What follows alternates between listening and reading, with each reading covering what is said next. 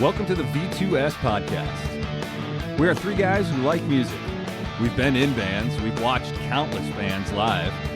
We're going to talk about all things music related. At least we're going to start there. We're going to share some stories, opinions, lots of opinions, insights, and whatever else we feel like. So sit back and share a few laughs with us. Welcome to the V2S podcast.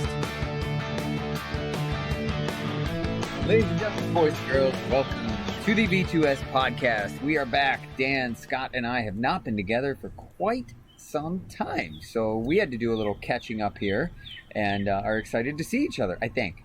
As excited as we get. Well, so, gentlemen, it's nice to see you again. Nice to be seen. Nice to be seen. Hey, before we get through the formal intro stuff, I have a fun little quiz that I discovered that I want to just quick run by you guys before we get going. Are we going to find out Fantastic. if we're your mate or something? Like, what kind of quiz are we doing? Yeah, it's going to find out if we're compatible to be friends. Sweet. So, no, the quiz actually is the most frequent used word in Metallica songs. So I saw this, so I'm not going to say anything. I saw it. Ooh. Did you? All right, fine. Bill, this is just for you then.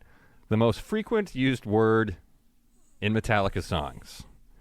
Some guy went through and counted Right? That's- everything.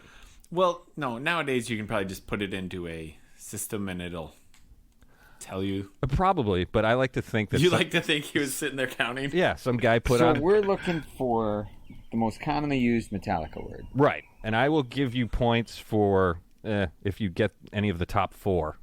So yeah, just quickly, whatever word comes to mind. What do you think? Quickly, That's not Destruct. quickly. destruct. Really? That is a horrible guess. No, that didn't even make the Okay. top. Whatever here. Yeah. Actually, the most frequent. Die. No. Death. Death is Think simpler. 1, 2, 3, 4, 5, 6, 7, 8, 9, 10, 11, 12, 13. Death is 14th. 14. What about the? We're not counting the. Oh, okay. That- You see, said that's think a good simple. guess. That was a good guess. That is a good guess, but not that simple. Okay. Could you give me like maybe 3 or 4 to pick from? Because I have no idea. Yeah, sure. Okay, I'll give you. This is running long. Just This is. Oh, would you, Captain Time? So I will give you. 5, and of those 5, one will be the most. Okay, so Okay. you've got C, 1, never, feel, and yeah. Never and yeah are my guesses. You are correct with never. Never is the number one word that appears in Metallica songs, as it appears 146 times. Wow. And yeah Feels is like a lot. 68, so that's way lower. 1 is Yeah. second with 127. Really? ironically, in the song One, they only say it one time. Yeah. That is ironic, That is pretty ironic. don't you think? Yeah. Don't you think? When I read that, yeah was I'm like, it's probably yeah. He does it all the time. Remember number. in Now live, the winner would be the combo be- of Seek and Destroy, because they tend to do that pretty long. At least they Jam? did with Jason. Yeah. But yeah, I thought that was kind of a cool little poll that somebody took the time to do, and thank you to whoever that was. I don't even remember. I just saved that a while ago, and I was like, this will be fun. that is pretty cool though. That's neat. Yeah. So anyway, back to the intro. Sorry. I hijacked Yeah, that. back to intros. So it's nice to see you. For those who can't see Scott, he has a nice Saigon kick background. I do. And thank you, Bill, for pointing that out, because as Dan was just saying, it is totally awesome. Yep, that is what I was saying. I may be paraphrasing and skipping a few words, but what I heard was it's totally awesome. Thanks for putting the Lizard album title on for Saigon Kick, because they rule. Cool. That was verbatim. It was something yes. like that. It was in pre-show. Something, I wasn't yeah. fully listening. I mean, it was close. Yeah. And Precisely. Dan, how are you? I am good. have an appointment on Tuesday to get my Bucks championship tattoo. So I'm stoked. Wow, look at you. Yeah. For those who can see, I'm sporting the earned shirt today for the Milwaukee Bucks. Very See, exciting. mine was the one Dad and I got when we went to the game. History in the making. Yes. Game 3 And where against Brooklyn. will said tattoo be? On my right calf. On my forehead, yes. I'm going to get the Bucks logo. Just Your whole face. the antlers will then go Nice, down dude. down my Are head. you gonna? And what is it gonna be? It's going to be the logo, and then above it, 2021 NBA champions. Then on the bottom, Bucks and 6. Oh, fun. Nice. That's cool. Love it. Very See, good. at this point in my life, like when the Packers won when I was 18, it's like, I don't know if I want that forever. At 42, I'm like, yeah, I don't care. I don't have that long left. I have 8 tattoos already, whatever. Whatever. Time's ticking away. All right. Well,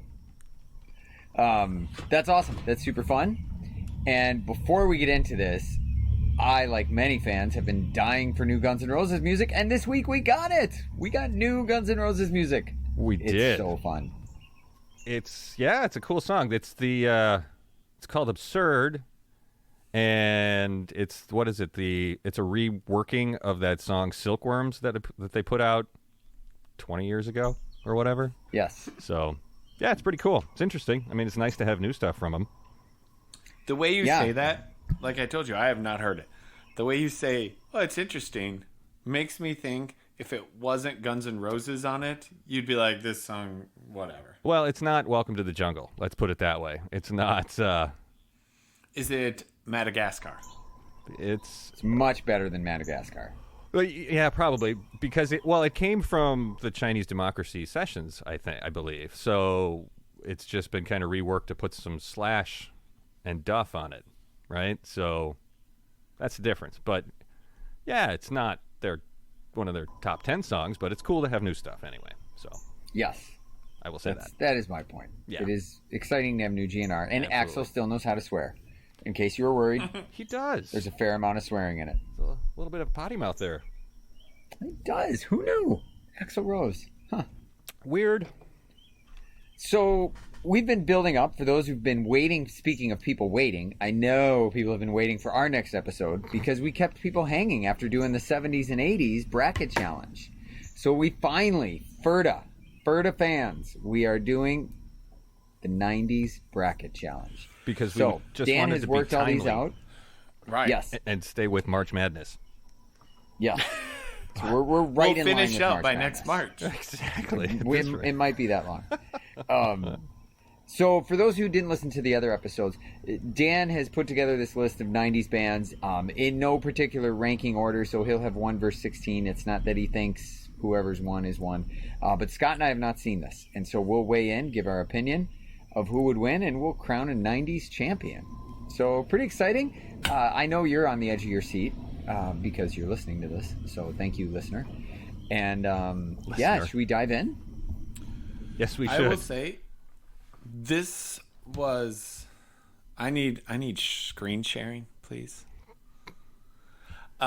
This was the hardest list to put together. Actually, 2000s was hard because but like so many bands here are 80s, 90s, and 2000s. You know what I mean? Like we said in Megadeth, Countdown didn't come out till the 90s. And that was their biggest hit. Even Metallica, Sandman didn't come out till the 90s. So where are they? 80s, 90s, things like that.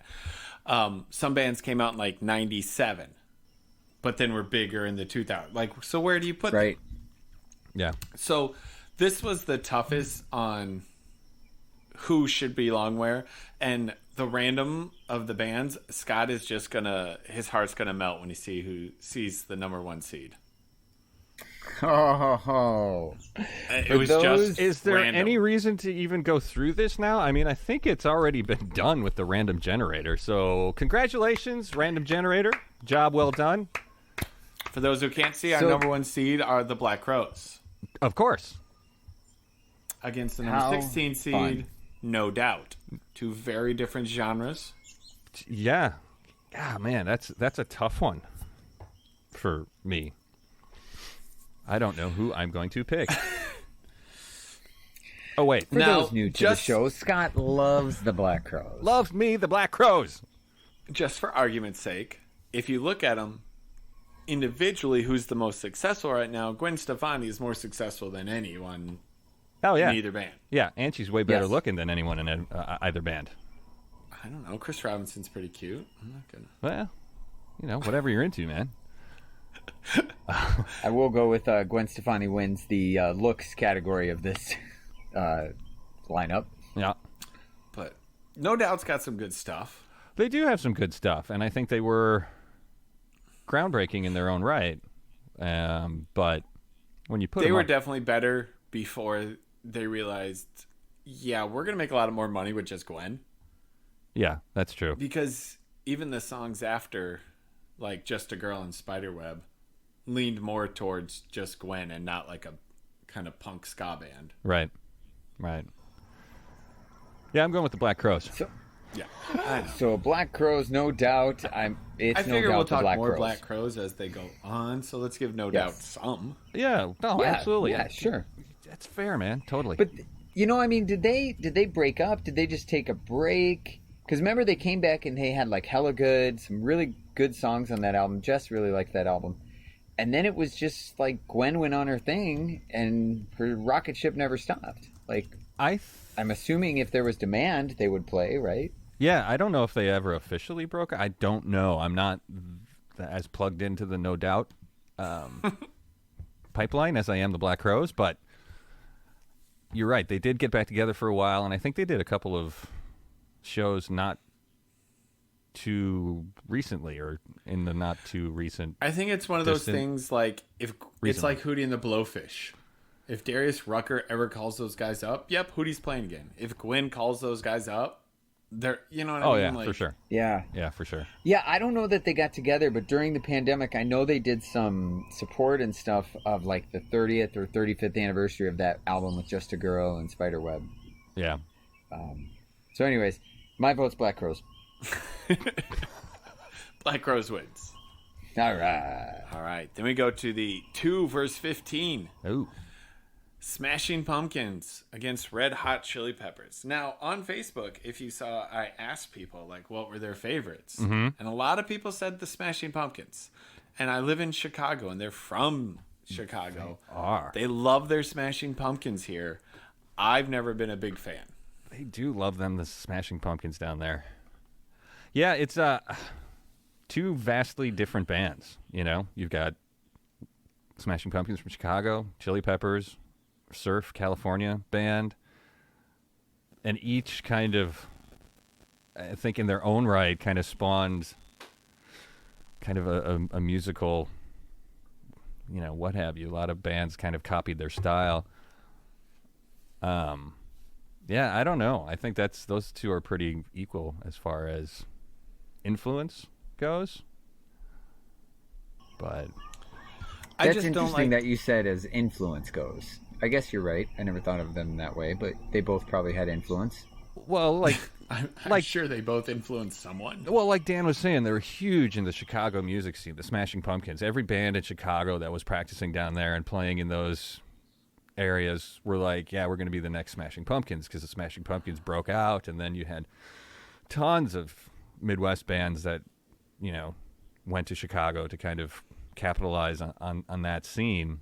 Make it the new Seattle or something. Sort of, yeah. So, I mean, there was that, and the Chili Peppers were, you know, similar in that they were a California band, but that's not too unusual, I guess. We just watched the Parks and Rec where they're auctioning off a Red Hot Chili Peppers guitar, and Adam Scott's character's like, someone bids like $50. He's like, come on, they have all those great songs about Southern California and doing drugs in Southern California. And then I was thinking, I was like, yeah, that's kind of those are their songs. Well, yeah, and I just watched, I don't know if you guys have, but on HBO, they've got this new documentary series on Woodstock 99, which if you have it and you haven't seen it, go check it out because it's super cool. Is that when they wore the light bulbs? No, that's when the fans started everything on Right. fire and rioted. But no, they didn't Right. wear light bulbs. And it was funny. I was watching the documentary, and like some of the commentators are like, "Well, what do you think is going to happen when you get a bunch of angry 24-year-old white men together in a crowd, and there's no water, there's no food, their toilets are overflowing, and blah blah." And I'm thinking, like, God, I was 24 in 1999. I wouldn't have set stuff on fire. But anyway, it was interesting because the Red Hot Chili Peppers finished off the night, and they had told them, "Hey, man, you got to chill down the crowd because they are out of freaking control." And, you know, stuff's on fire in the distance. And so the Chili Peppers finish off the whole thing with a cover of Jimi Hendrix' Fire. Because they were like, nah, we're going to do this instead. I don't know if the Chili Peppers are the best band to be like, you should calm them down. Yeah, no. right? Well, and they tried to have Limp Bizkit calm the crowd down, too, and that didn't work so well. That's a bad pick, too. Yeah, But, yeah. So, I think there's only one Smashing Pumpkins song I like, and that's that Bullet with Butterfly Wings. What about Zero? Yep, that's a good one. See, my problem with Smashing Pumpkins is their music, I think, is actually pretty solid. But then all of a sudden, it's like you have this really cool riff or whatever, and then it's just like, today is the greatest. Like, the guy... Not a big Billy Corgan fan, huh? No, Billy Corgan's voice is just... What? But, like, in Bullet Butterfly Wings, he's just yelling, and, like, that, I think, sounds awesome. He's got a great voice for that, and I wish he did that more. But, so I'm voting for Red Hot Chili Peppers. Because I do love the Chili Peppers. Blood Sugar Sex Magic is definitely one of the best albums, I think, ever. Yeah, I'll go Chili Peppers, too, just because they're a bit more funky. Yeah, no argument for me. I'd go Chili Peppers. I started listening to them on the Mother's Milk era, which is the album that Fire is on. They cover that on that album. Yep. And it's got Magic Johnson and, of course, Higher Ground.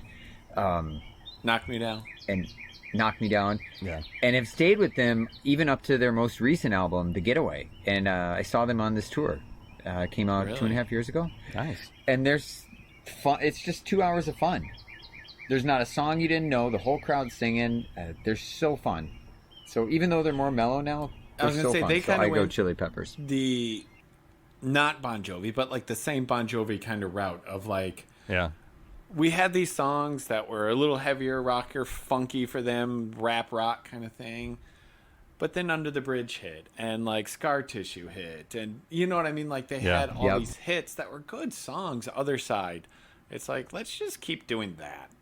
Yeah. Now the fact that they're 50 now, I mean, you know. Oh, they're older than mine, I think. How old do you think they are? But it works for them. I bet mid-50s. Yeah.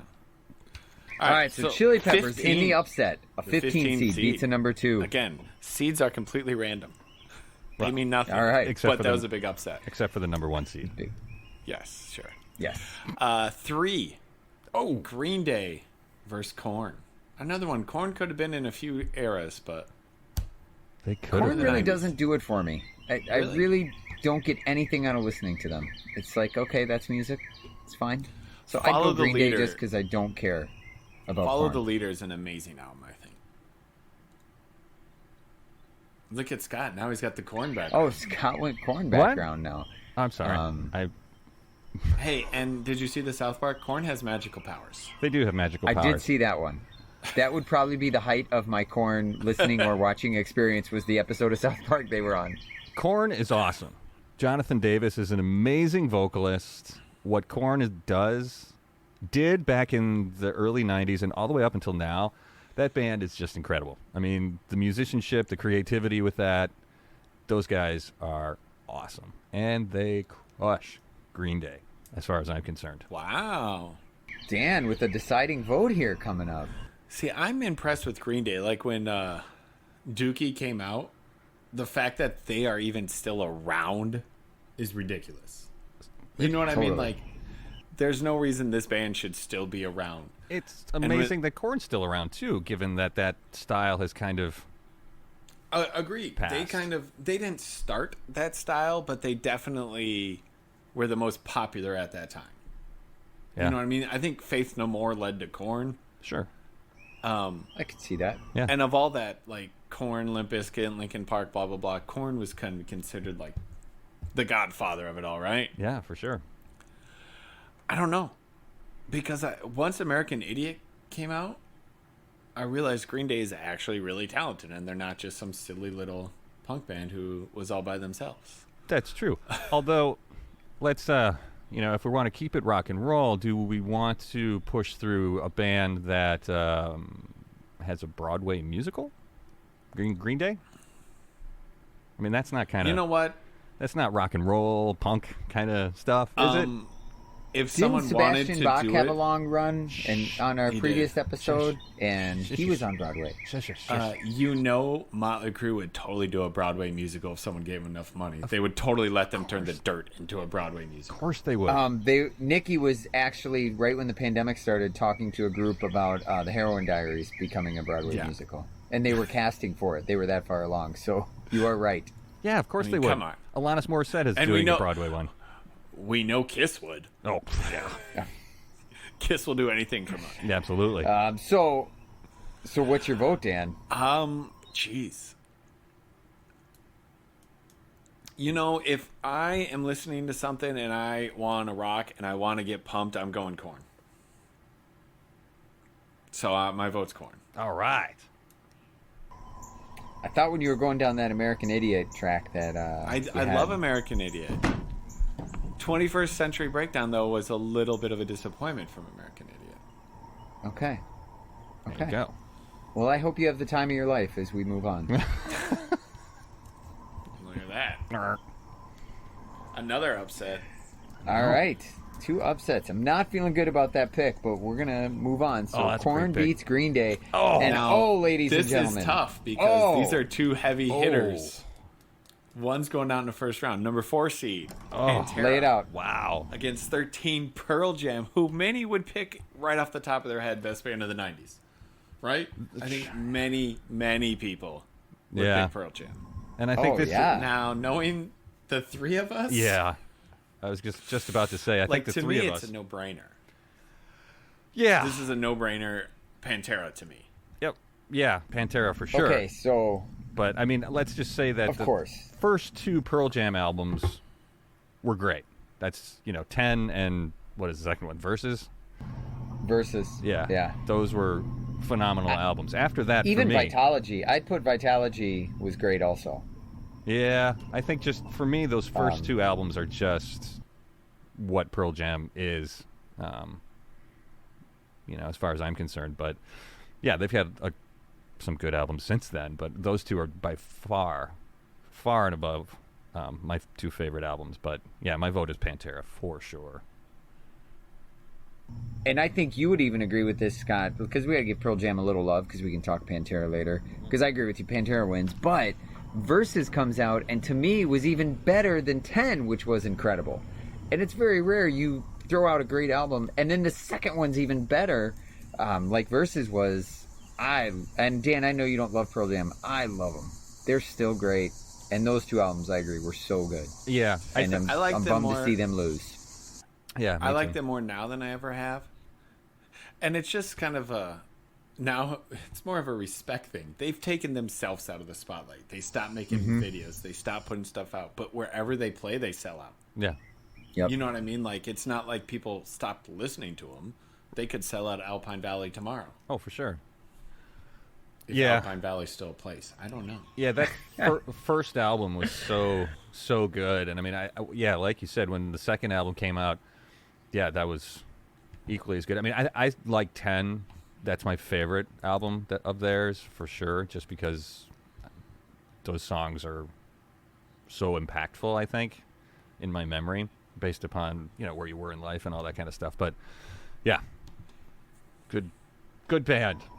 So the last thing I'll say about Pearl Jam is Scott and I's band had broken up, and we decided to get together and jam. And we jammed. We had the big The Pearl reunion Jam. for Dan's reception. But one of the songs we jammed that day, Scott, was "Alive," That's right. and it was the last time I ever played in your. We'll call it studio for the listener instead of garage because studio sounds better. In your studio was "Alive" was the last time I played there.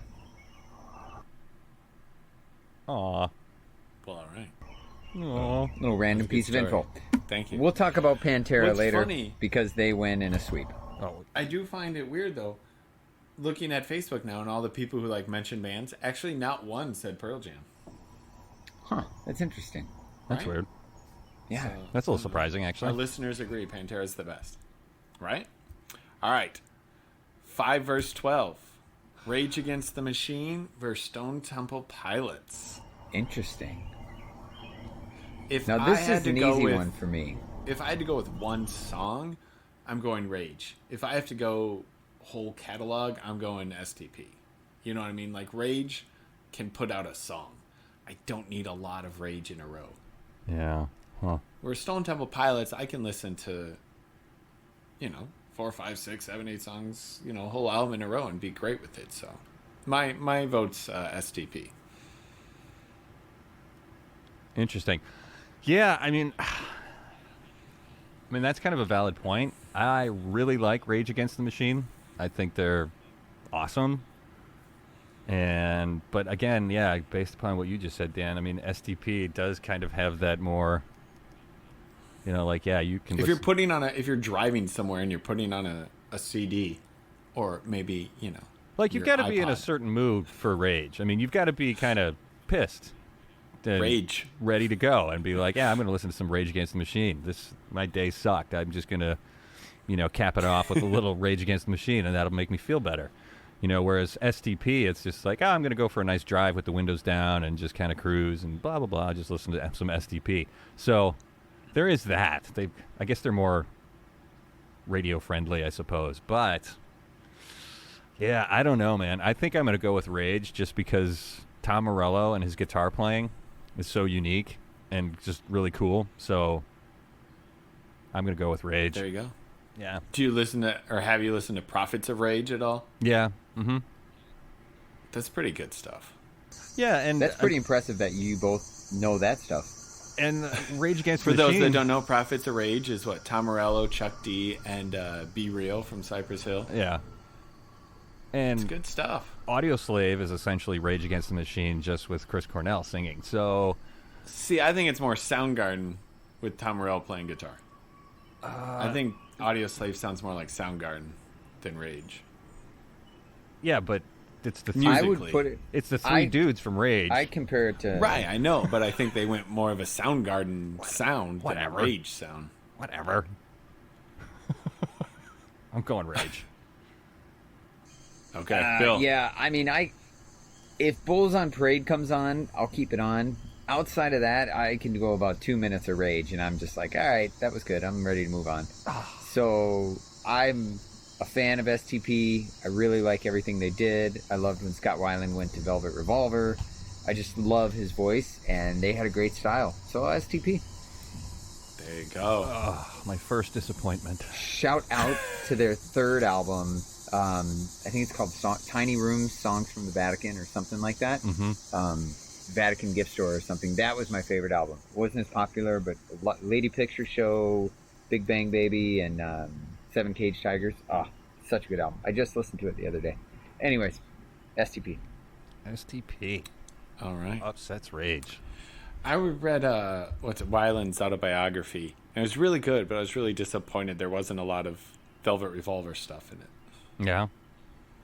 There's like That was a maybe pretty chapter. messy breakup. Yeah. Like, he was in a really weird place then.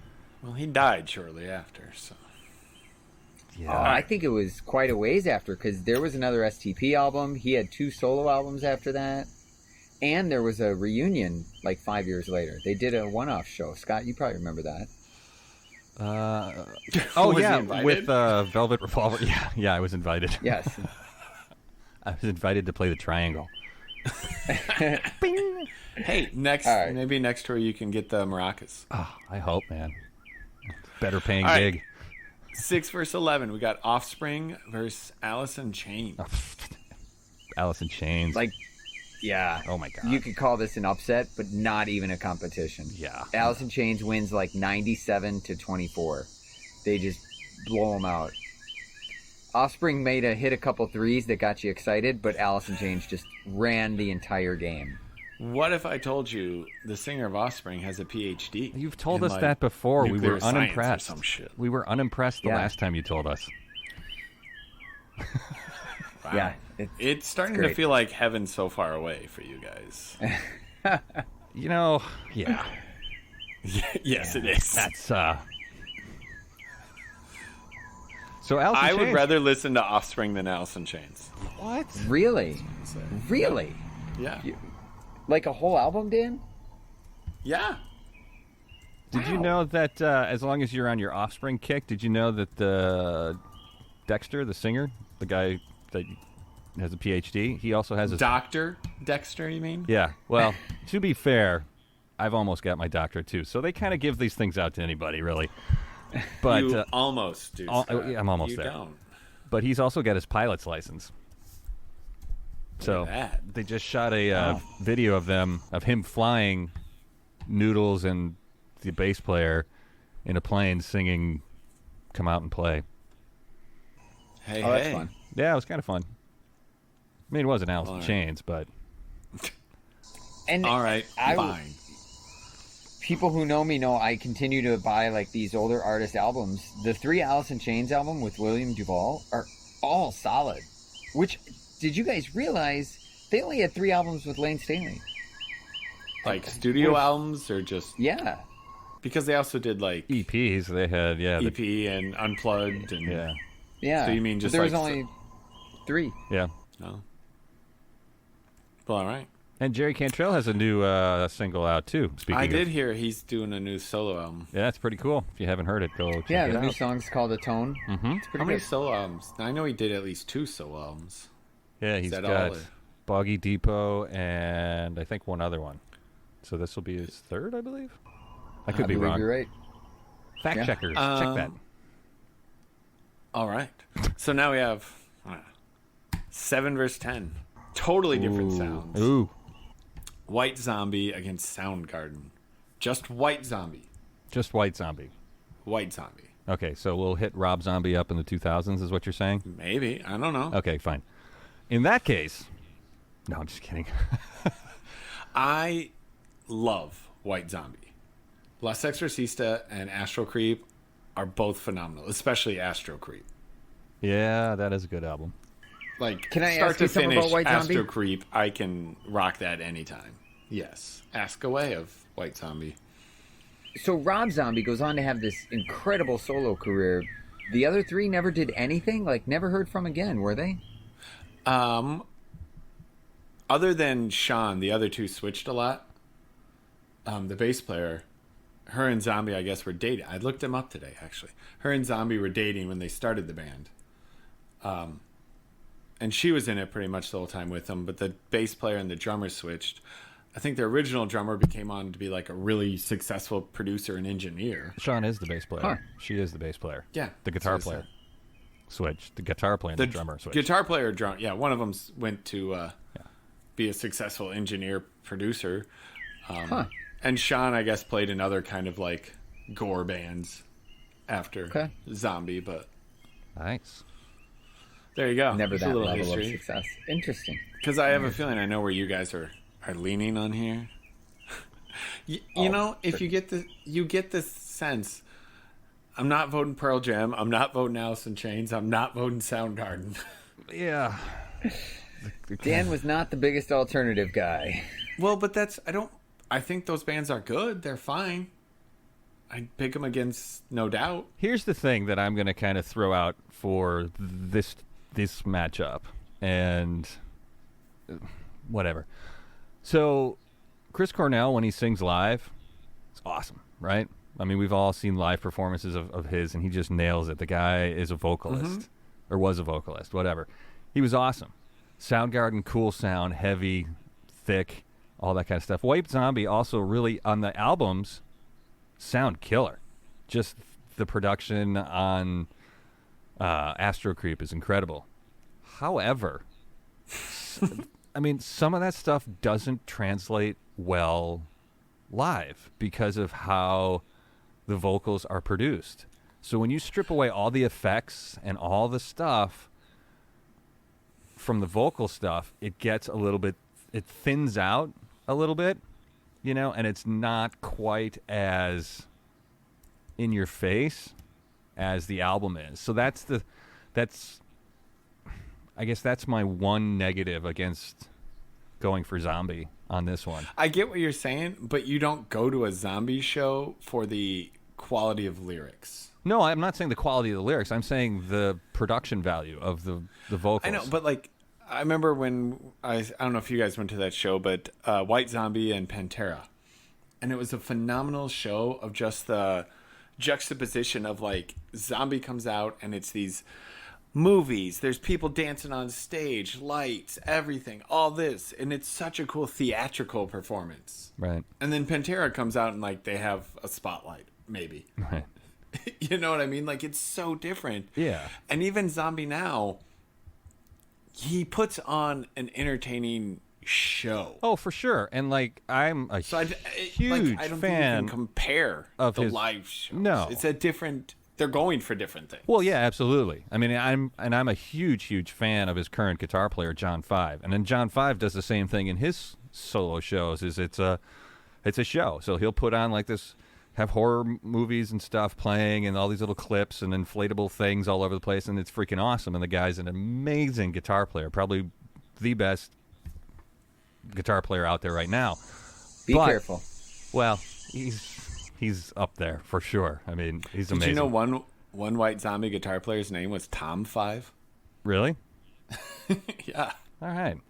Anyway, but I'm just saying, I don't know. I mean, I'm gonna go with Soundgarden. I vote for White Zombie. Yeah, I know. I'm going for Soundgarden on this one, and it's a tough call for me. So I could be swayed, but Not even a tough call for Bill's me. It's not the Soundgarden. one to do that. No, it's Soundgarden for me. All right. Well, I guess yeah. then Soundgarden. So I guess I won't be swayed. White Zombie's fine. I'm more of a fan of his solo stuff. But yeah, Soundgarden. Yeah, I think that's the opposite of most people.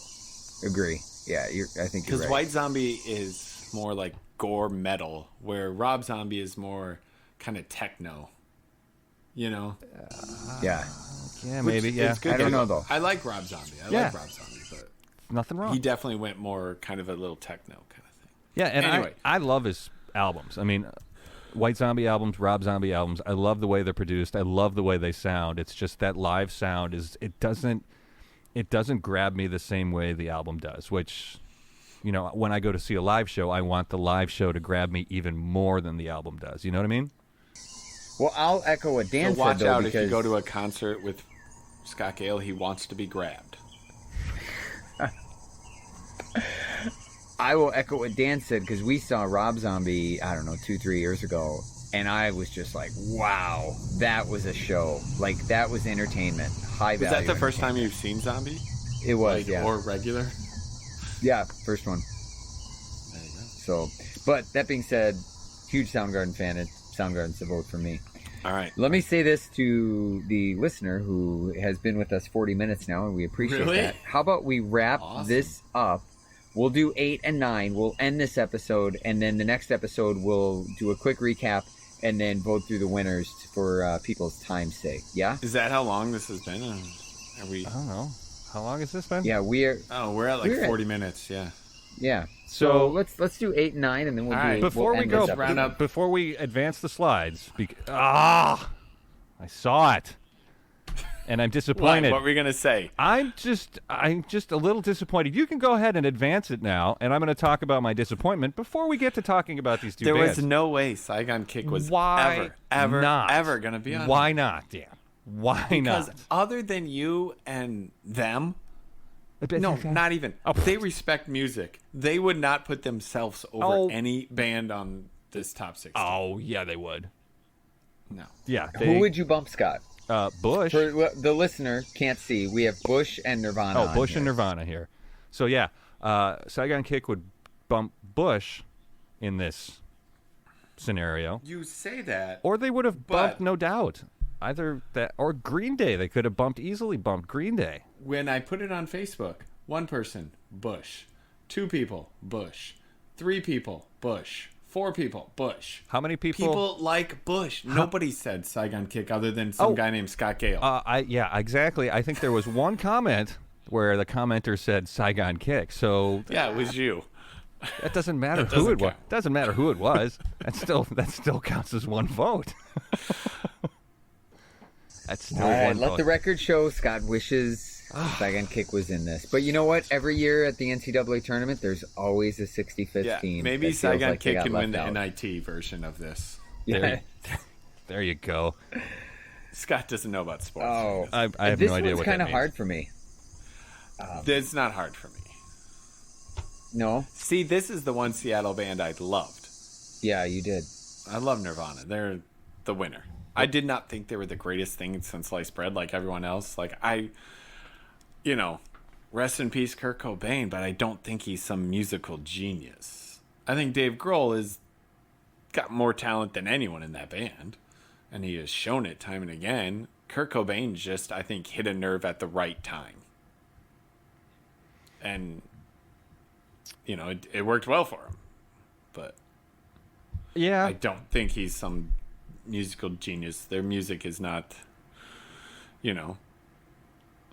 I could probably give me a few weeks and play some Nirvana songs on guitar, and I've never played guitar. Yeah, but just kind of push back on that statement a little bit. Wouldn't it be, couldn't you say that he is a genius because he was able to touch the nerve at the right time with the music? So he was kind of the voice of our generation, essentially, Generation X, and he was able to take what had been happening and just kind of spit in the face of it all and be like, you know what, this is the way that we're going now. We want to get away from the big hair and all that kind of stuff. We want to simplify our songs, and we want to have it to have more meaning and be a little bit more rough around the edges, because that's the way we're all kind of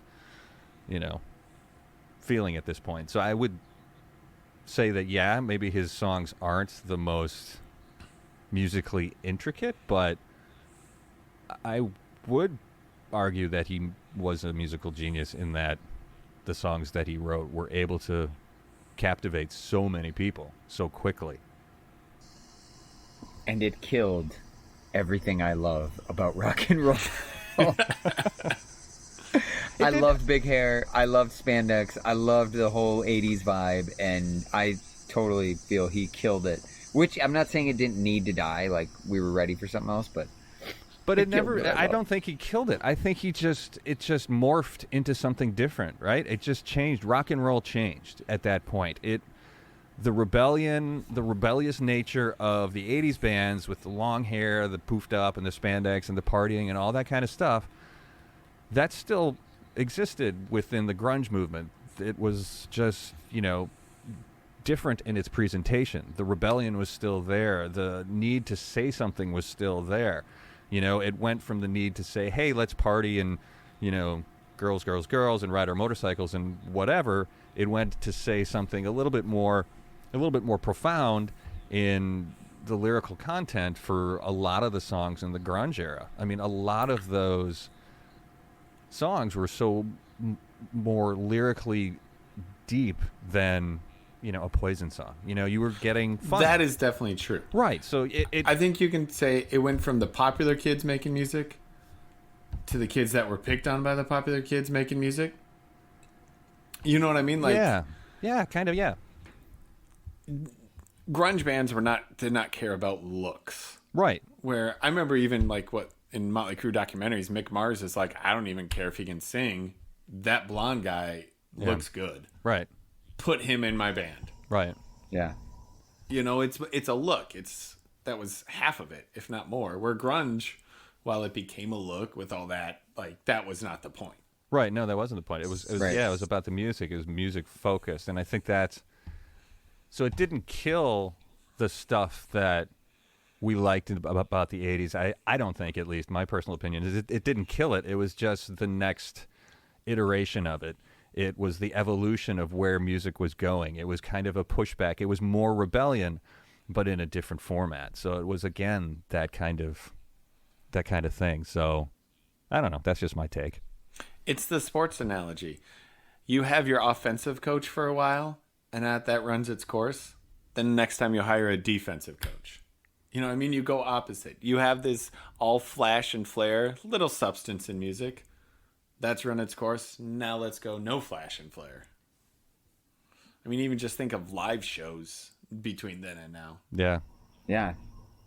Well, you lost me at sports analogy, but okay. I know. But So Dan would vote Nirvana. I'd vote Nirvana, yeah. I have come around, like, now when I hear a Bush song, I'm like, okay, this actually isn't too bad.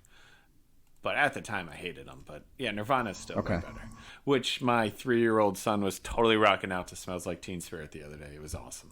Nice. Love it. Yeah, I'm going to... Who would you go, Scott? Yeah, I would go with Nirvana as well. I mean, there's a couple of Bush songs that I enjoy, but yeah, Nirvana is definitely the far and away the winner of this round for sure. Yeah, it was a little tougher for me. I really do like Bush. I think they have some really good stuff, but yeah, Nirvana, definitely even just those 2 main albums hit the chord and hit it at the right time. So ooh, and don't overlook Incesticide. That's a good album. I don't. Is that the one with Heart Shaped Box? No. Is that the one with Grandma Take Me Home? Yes. I love that song. That song's great. Because I think I lived that song one night at my grandma's house. But, all right, so that takes us through the top 16. Listener, you've been with us for like 45 minutes, and we thank you. Why don't we cut this? I can't see. What is this listener's name? I don't want to give him or her away. William We're just gonna Vinson. We're going to call him Scott. What? Okay. It's not me. I don't know why I picked Scott's name. All right. Hey, thank you for listening. This was fun. Join us for part 2 of the 90s, and we'll break down the whole bracket and who wins and who our finalists will be. Even though Scott's claimed these names, the Black Crowes, we'll see what happens. Join us. He's named Saigon Kick the winner. Well, since they were excluded from the list. Total Cinderella story. I don't know why they were excluded. Again, I don't know who's making up these lists, but gotta have to talk with them. Despite all my rage, I'm still just a rabbit. Oh, now we got to pay copyrights for that, Dan. No, because I was so far off key. We'll edit that out. Well, after you ripped on Billy Corgan, he'll find a reason to do it. So. I told you, that's the one song. That song's amazing. All right, thanks everybody for listening. Thank you. Bye. Bye.